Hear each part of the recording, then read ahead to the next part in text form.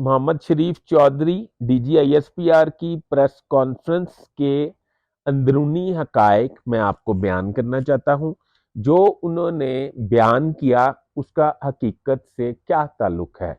मैं ये अर्ज करना चाहता हूं कि मेरे इल्म, मेरे नॉलेज, मेरे मुशाहिदे के मुताबिक दुनिया भर की सिक्योरिटी फोर्सेस को ये ट्रेनिंग दी जाती है कि आपकी पॉलिसी और पोस्चर में वाज़िया फर्क होना चाहिए।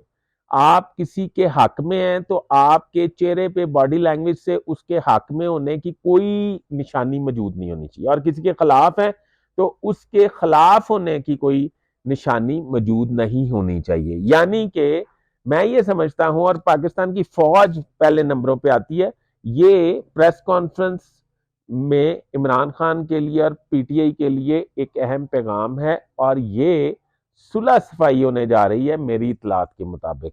और PTI और एस्टेब्लिशमेंट में तकरीबन मामलात तय पाने की तरफ जा रहे हैं, और वो वक्त करीब है जब बानी PTI इमरान खान बाहर आ जाएंगे और इस हुकूमत के लिए वो लम्हा फिक्रिया होगा।